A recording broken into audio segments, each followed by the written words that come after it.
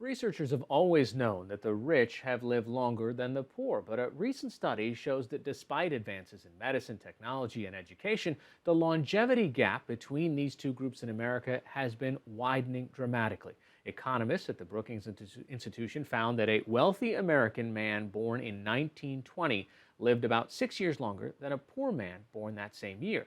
But for a man born in 1950, that difference has more than doubled to 14 years. For women, the gap went from 4.7 to 13 years. Here with us now is Dr. Lisa Berkman, the director of Harvard's Center for Population and Development Studies, to talk to us about this growing gap between income and life expectancy, the causes of it, and how we might be able to combat it. Thanks for joining us. So, why is this gap growing?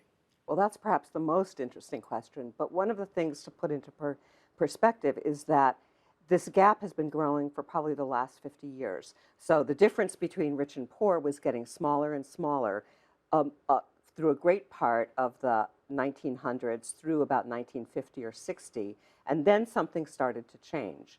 And that flip suggests that there's something about our environment, something about our set of policies that would drive that.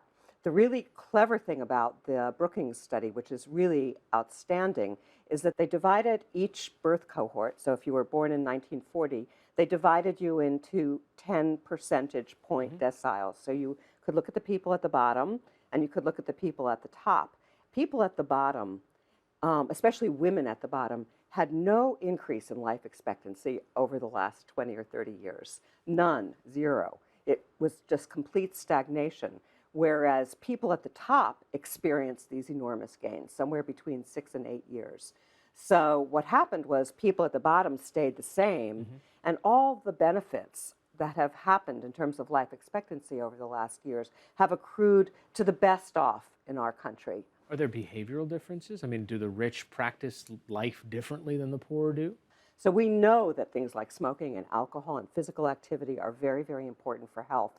But it turns out that while smoking may explain part of the difference in this inequality, it's unlikely that these behaviors actually explain very much. And in fact, in the Brookings report, they examined that quite carefully and came to the conclusion that behaviors were not the answer to this. The type of work the rich do versus the type of work the poor do. Let's say if the poor are in coal mines more often or around chemical noxious substances in their jobs, whereas the person in the corner office isn't. Does that start to factor into this? So I think so.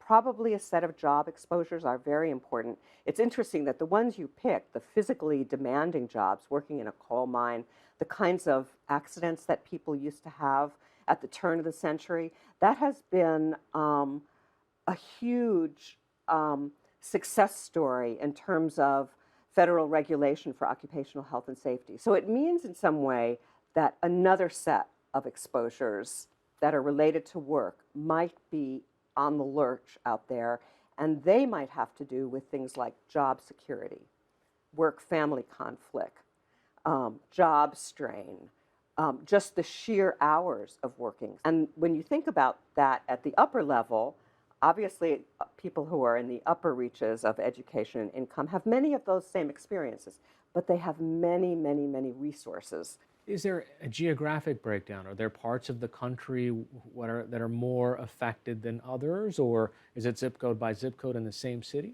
Yes, so there's been a lot of work looking at geographic variation, and there are large regional differences in general. If we look at the South versus the North, for instance, life expectancy in general in many southern states is much worse. But the thing that you're alluding to is this difference in zip code, is that you could be in one city, and if you were in one zip code, your life could be very, very, very different from living in a zip code that was much better off. I remember being in Baltimore doing some stories last year, and literally a matter of 6 blocks was massive difference. Yes, like 5 years of life expectancy. You could get on the subway and end up in a zip code where life expectancy is 5 years different or 6 years different. Now, again, the reasons for that are pretty interesting to think about because it's easy to think that they're all attributed to the neighborhood, to that community.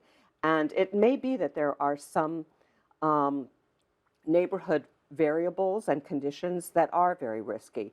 We know, for instance, that physical pollution, environmental exposures, toxic exposures get more concentrated in poor areas. So people who live in poor neighborhoods can be more exposed to physical environments with noxious kinds of risks.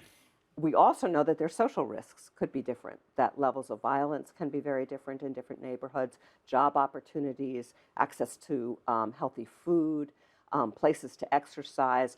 All of these things are patterned by neighborhood. So where we live is a very important determinant of this growing inequality, but it's not the only one. So I think we have to think about where we live, where we work, and probably how our families are constituted. Does access to health care play into this at all? So it seems that healthcare is important, and the Affordable Care Act, I think, is terribly important in terms of providing access, in terms of health improvement. But health insurance has another goal, which is to keep people out of poverty. So the idea is that if you had a heart attack, you could easily be swamped by the costs associated with hospitalization, and you might have to sell your house, you would lose your job, any number of bad things would happen. So health insurance can be good for you by preventing sort of economic shocks. What about the other existing safety net programs we have, Social Security or Medicare? Yeah, there are a number of examples of public policies that do work. One of the ones I often talk about is the Earned Income Tax Credit. So the Earned Income Tax Credit encourages low-income men and women to stay in the labor force, and it does that successfully. It also turns out that it promotes healthy births and infancy, and women who get an Earned Income Tax Credit actually smoke less.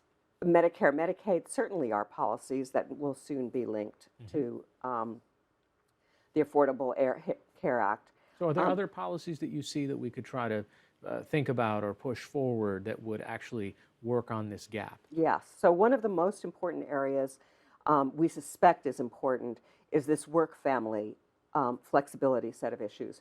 So we are virtually the only country in the world that doesn't have a federal family leave provision, except an unpaid family medical leave.